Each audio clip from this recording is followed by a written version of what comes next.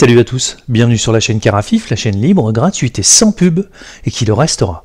Merci de me rejoindre pour ce 5e tuto consacré à Art. Nous poursuivons l'exploration des modules de traitement local, et aujourd'hui nous allons nous intéresser au module correction de couleurs. Que fait ce module? Eh bien, il corrige les couleurs enfin. Mais pas seulement. A tout de suite.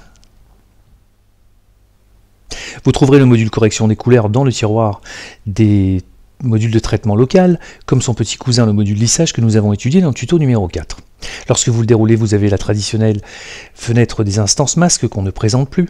Bien entendu, dès lors que vous l'ouvrez, vous créez une instance, donc vous créez un masque. Vous avez un menu déroulant avec 3 modes que nous détaillerons un petit peu plus tard, une échelle de couleurs avec un point à déplacer à l'intérieur pour faire varier la colorimétrie de l'image ou de la zone que vous aurez sélectionnée par le biais des masques. Et bien entendu, toute une succession de curseurs qui vont vous permettre de faire des choses très intelligentes que là encore, nous détaillerons tout au long de ce tuto. Souvenez-vous, comme tous les autres modules du tiroir des modules de traitement local, dès lors que vous avez ouvert une instance et un masque, vous pouvez bien entendu bouger ces curseurs, ces points, et appliquer ces réglages sur la totalité de l'image sans passer par les masques paramétriques et dessinés.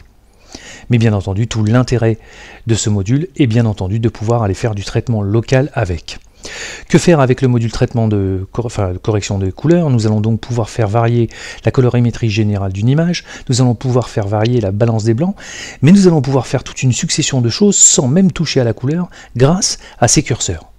Nous allons donc voir une application de ce module dans sa destination d'origine et nous allons ensuite dévier son utilisation pour en faire d'autres choses comme tous les autres modules du traitement local. Allez, on se retrouve dans un instant et on va commencer à bouger un petit peu ces curseurs. A tout de suite. Avant de rentrer plus en détail dans la signification et le comportement des curseurs qui se situent en bas, nous allons nous livrer à quelques petites observations importantes. Vous voyez que je suis en mode standard sur mon menu déroulant. J'ai juste en dessous une grille colorimétrique avec un point que je vais pouvoir déplacer à l'intérieur pour changer la couleur de ma zone ou de mon image. Et ensuite, toute une succession de curseurs. Petite observation. Premier curseur, saturation. Le deuxième, pente, haute lumière et gain. Le troisième, décalage, ombre et débouché. Le quatrième, puissance, ton moyen, gamma. Et le quatrième et le cinquième, un curseur de pivot.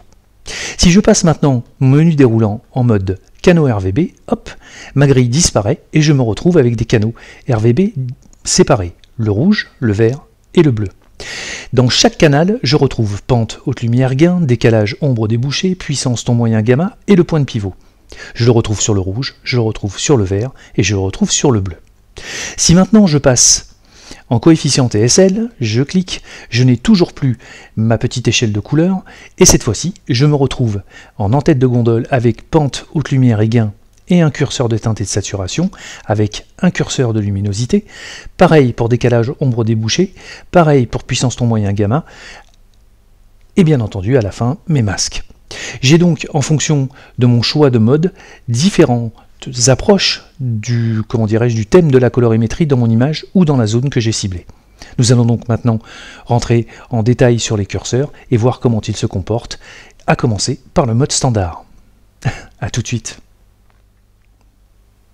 Les logiciels de retouche photo sont des sortes de grandes calculatrices scientifiques qui vous permettent d'appliquer simplement des choses très compliquées comme des algorithmes, des équations, etc.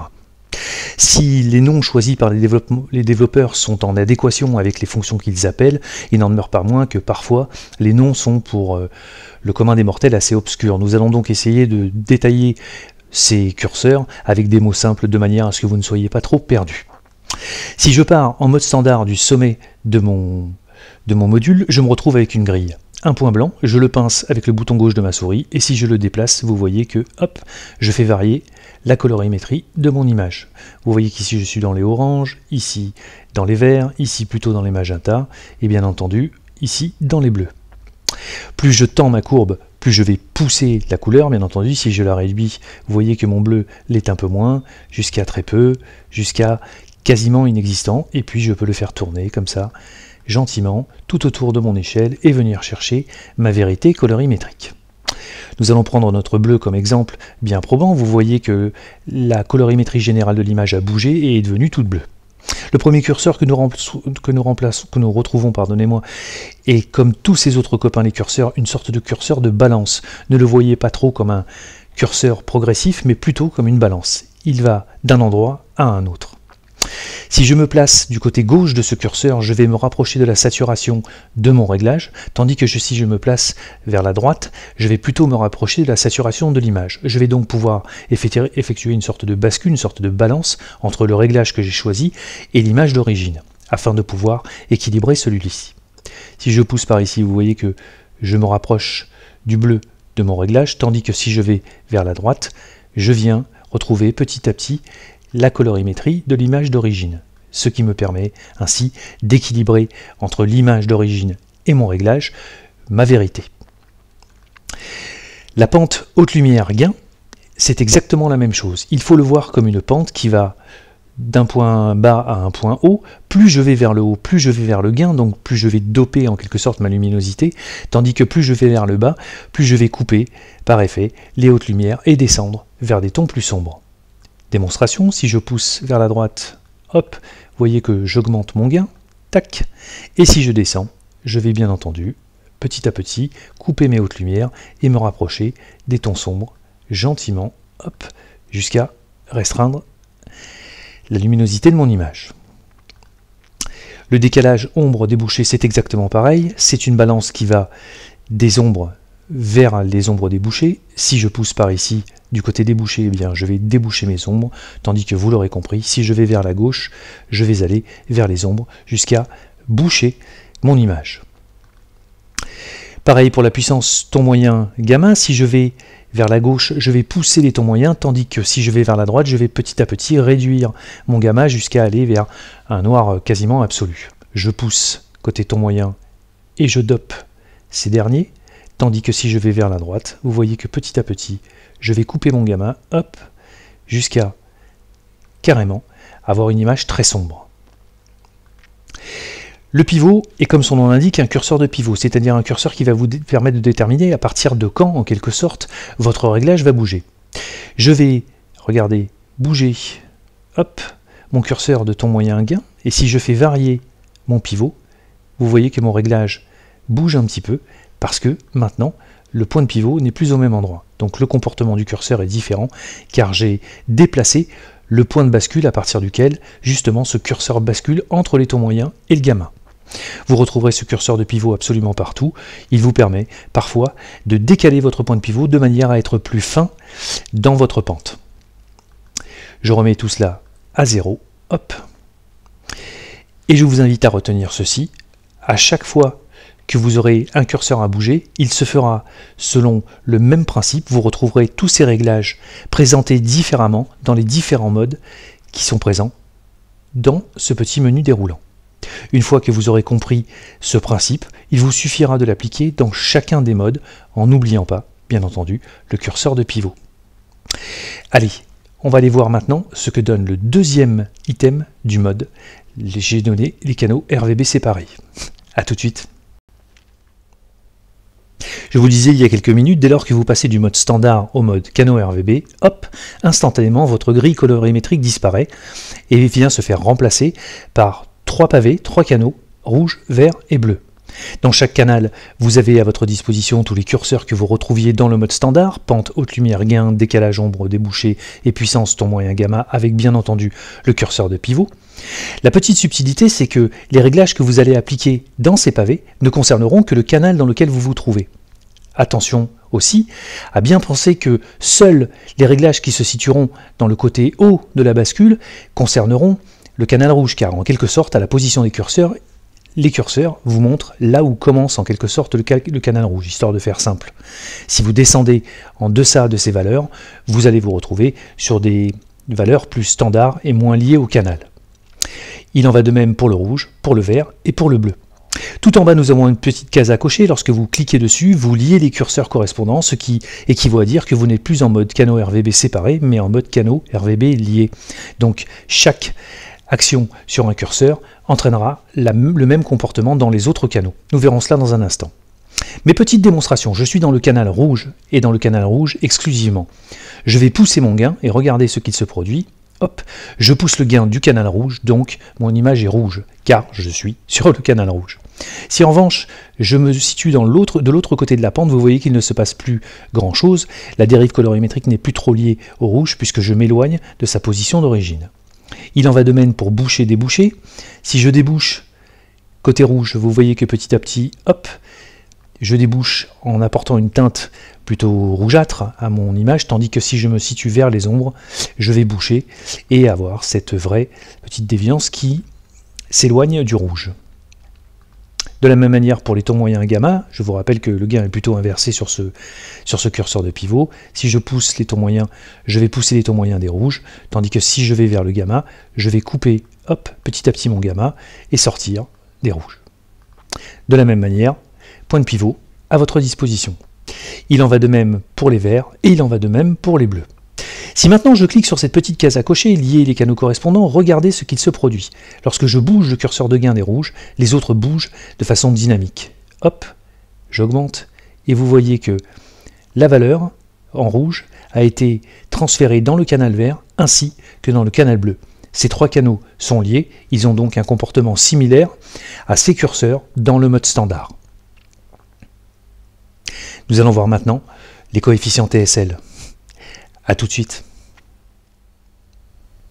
Nous terminons notre exploration des modes avec le dernier item, coefficient TSL. Il est sans aucun doute celui qui est le plus curieux à aborder au début, mais finalement, lorsqu'on y réfléchit et lorsqu'on le manipule un petit peu, le raisonnement est toujours pareil, toujours le même, sauf que il n'est pas abordé par le même côté. Ici, vous allez plutôt penser d'abord à la pente, au décalage ou à la puissance, sélectionnez ensuite une teinte, poussez votre saturation et jouez sur votre luminosité. Souvenez-vous, nous sommes sur la pente haute lumière gain. Si je pousse mon curseur, je vais me rapprocher, je vais augmenter le gain de la teinte que j'aurais sélectionnée. Je vais par exemple prendre, je ne sais pas moi, un vert dans lequel je vais pouvoir commencer à pousser la saturation, hop, l'augmenter. Et avec un curseur de luminosité, je vais pouvoir augmenter mon gain, clac, gentiment, avec mon curseur de luminosité. Il en va de même pour le décalage ombre débouché ou bien encore pour la puissance ton moyen gamma. Vous avez donc, au travers de ces trois modes, selon les mêmes principes, différentes manières d'aborder votre colorimétrie, mais sachez que finalement ces trois modes sont là pour répondre à différentes logiques de ciblage, en quelque sorte, de votre colorimétrie en fonction de vos goûts, de votre manière d'approcher les choses. Mais vous faites rigoureusement les mêmes choses dans les trois modes, indépendamment les uns des autres. Vous pouvez donc faire votre choix et ne sélectionner que celui avec lequel vous êtes le plus à l'aise. Encore que, je vous laisse réfléchir à ces petites instances, vous pouvez très bien créer différentes instances dans différents modes et venir chercher le mode qui correspond le plus à ce que vous cherchez à faire. Parfois, il semble plus logique d'aborder votre problème dans l'angle coefficient TSL que dans l'angle standard, selon ce que vous cherchez à faire. Allez, maintenant que nous avons vu les outils, on va faire un petit peu d'applicatif et on va commencer par là en parlant balance des blancs. A tout de suite. Pour ce premier exemple applicatif, nous sommes face à une photo dont la balance des blancs est un petit peu dérivée. On voit que la tonalité générale de l'image ne va pas. Nous aurions très bien pu nous servir du module balance des blancs, mais nous allons corriger cela grâce au module correction de couleur qui, bien souvent, donne d'excellents résultats en matière de balance des blancs. Si j'observe mon histogramme, je me rends compte que mon canal vert est bien en retrait, suivi avec un bel écart du canal bleu, et encore avec un bel écart du canal rouge. Je vois que les deux canaux aux extrémités sont suffisamment séparés pour me laisser penser que la dérive est plutôt dans les tons magenta, ce que je constate sur mon image. Je vais donc grâce à ce module venir corriger la couleur et peut-être même pousser les tons de manière à les restituer de la manière qui me semblera la plus juste. Je vais donc maintenant, en mode standard, pousser mon curseur, mon petit point, le déplacer dans mon échelle d'image et observer comment se situent les trois canaux, sachant qu'une bonne balance des blancs donne généralement trois canaux superposés, rouge, vert, bleu. Si je vais par ici, je me rapproche d'un truc à peu près sympa. Voilà. Par là, on est plutôt bien, encore qu'un peu vert. Je vais descendre légèrement. Voilà. Ça va mieux ? Maintenant, grâce au curseur de saturation, je vais pouvoir faire la bascule entre mon réglage et la photo d'origine, de manière à essayer d'équilibrer et de récupérer des tons plutôt sympas. Si je me rapproche de l'image, vous voyez que je vais réchauffer légèrement les tons chers, peut-être rapprocher le canal rouge, c'est beaucoup mieux. Et maintenant, avec ces canaux-là, je vais pouvoir agir sur ma pente, sur mon décalage et sur ma puissance pour venir rehausser mes tons et leur faire prendre un petit peu la vedette avec le nouveau réglage que j'ai fait. Je vais donc pousser légèrement mon gain, pas trop, ça ne sert à rien. Voilà, histoire de filer un petit peu de tonus à mon image. Et je vais bien entendu ici me rapprocher, peut-être densifier un petit peu les ombres. Hop. Voilà.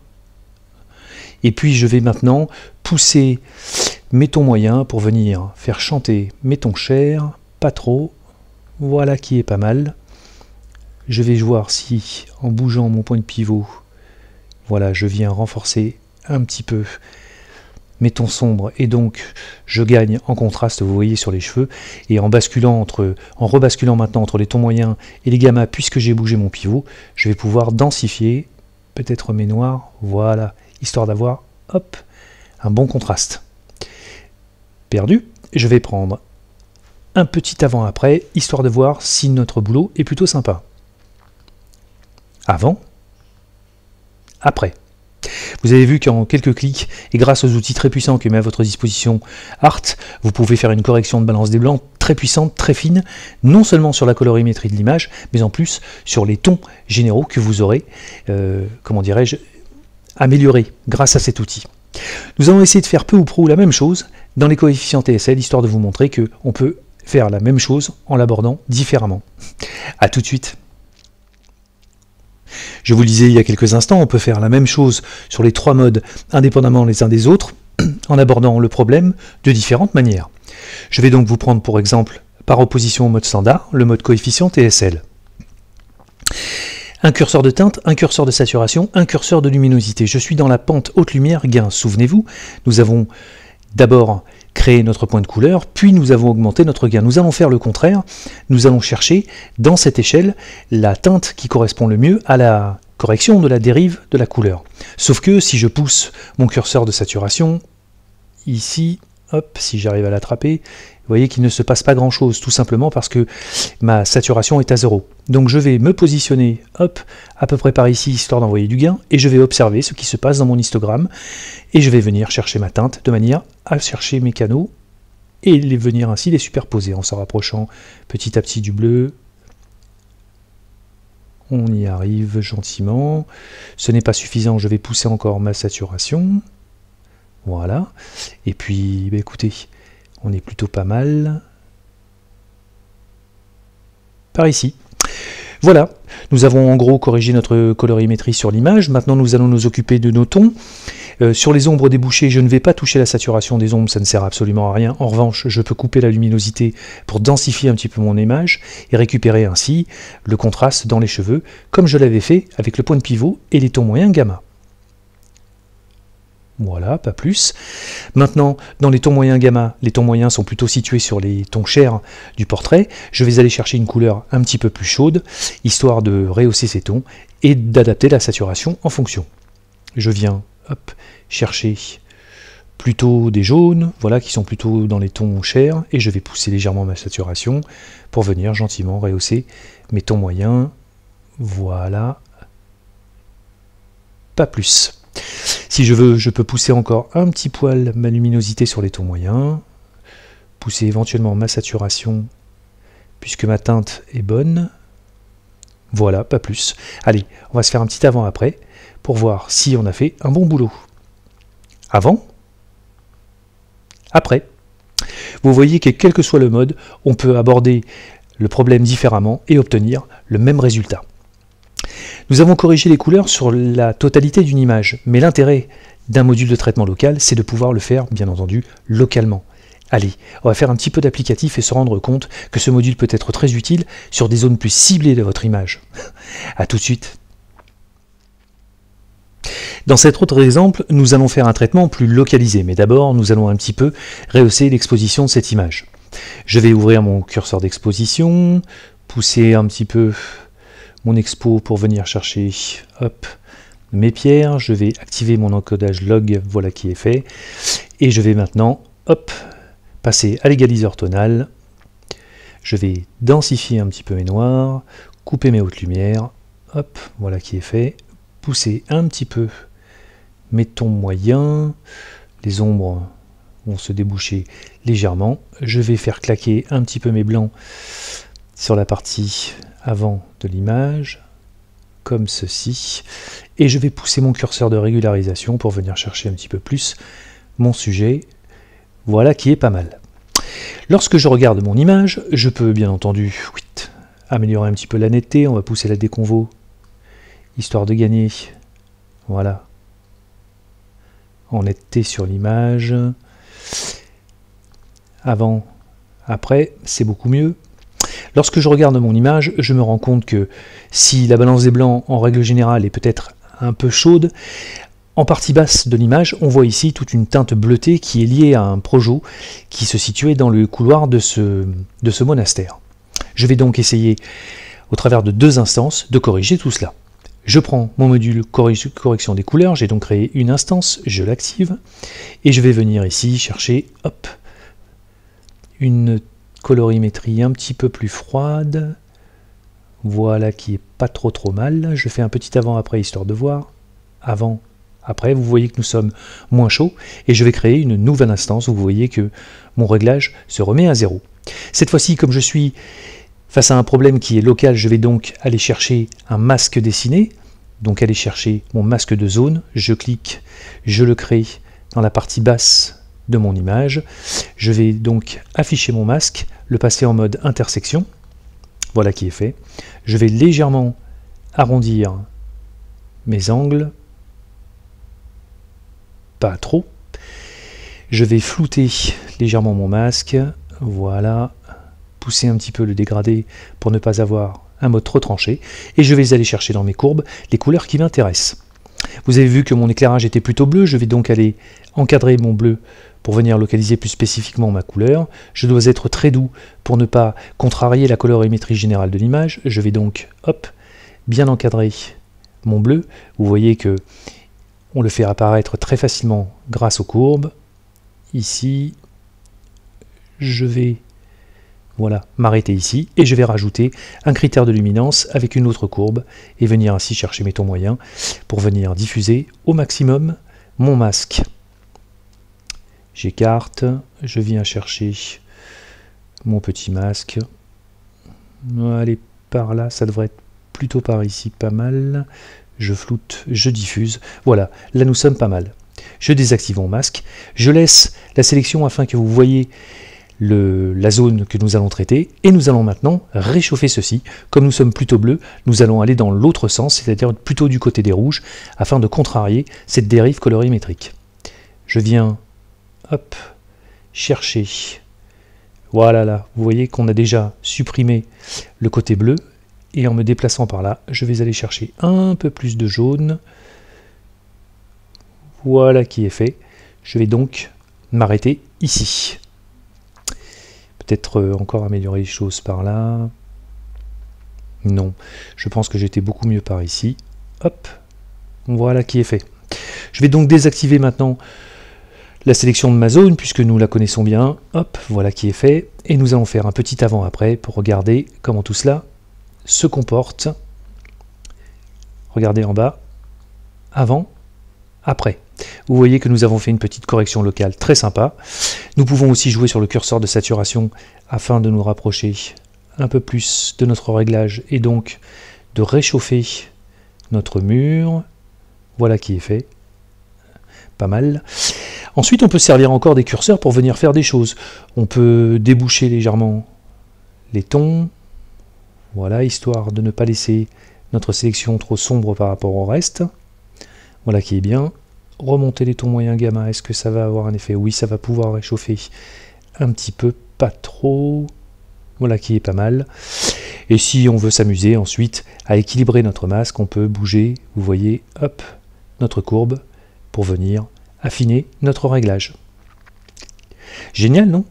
Allez, on se retrouve maintenant avec une autre manière d'utiliser le module correction des couleurs. Et là, vous allez voir, mes amis, il n'est plus du tout question de couleurs. À tout de suite. Dans ce nouvel exemple, nous allons transformer cette photographie couleur assez fade en une photographie en noir et blanc avec une grosse touche argentique. Vous allez voir très facilement en se servant des outils du module correction de couleurs, mais sans parler de couleurs.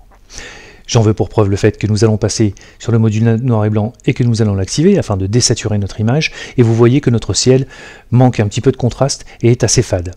Nous allons donc densifier notre ciel, puis dans la partie basse, nous allons faire un petit peu de dodge and burn et densifier un petit peu les tons sombres. Puis nous finirons avec un grain d'émulsion sur notre image. Nous allons revenir sur notre module correction de couleur et nous allons faire donc bien entendu un masque de sélection sur notre ciel. J'active mon masque, je viens chercher ma courbe de luminosité et je vais couper mes tons sombres et récupérer mes tons clairs.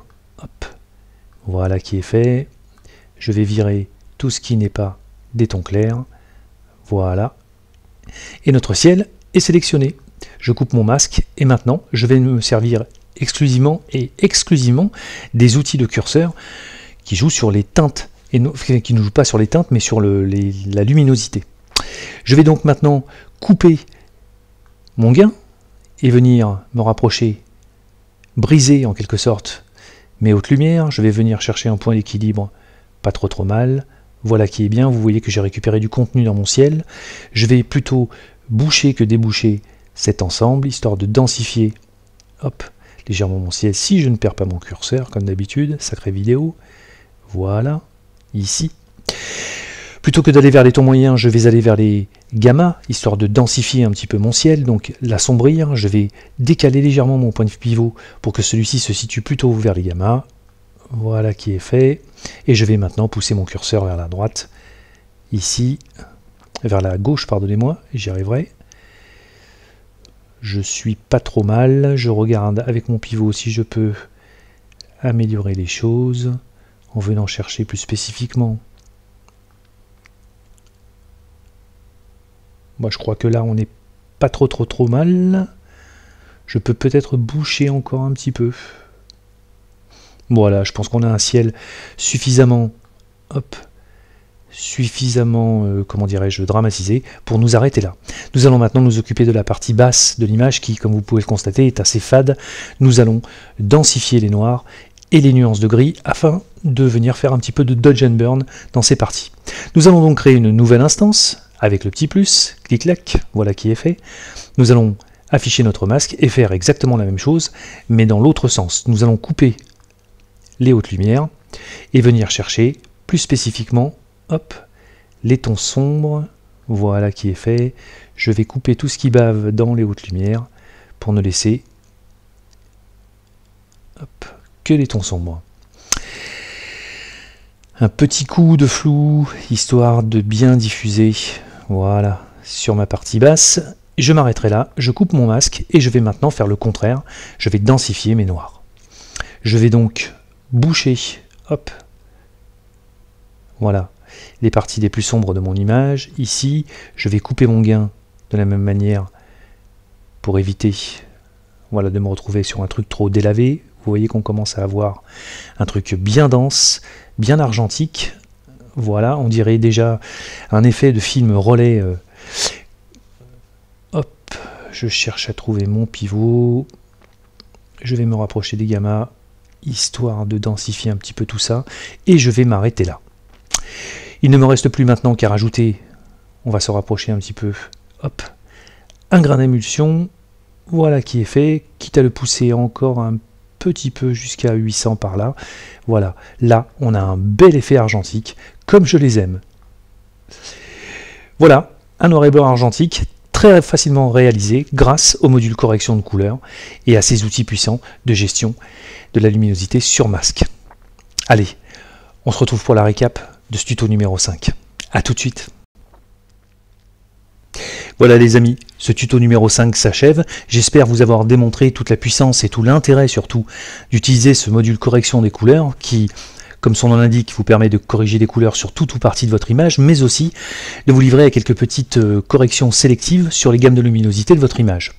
Ce sont des modules, tous les modules du tiroir des modules de traitement local permettent justement de dévier de leur destination d'origine les modules pour en faire autre chose. Je vous invite donc à manipuler ces outils puissants et précieux afin d'en faire autre chose et de vous amuser sur vos images et surtout de vous faire plaisir simplement.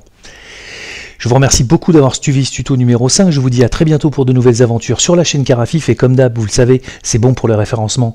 Abonnez-vous, visionnez et surtout partagez afin que ces vidéos profitent au plus grand nombre. À bientôt, salut, bye bye.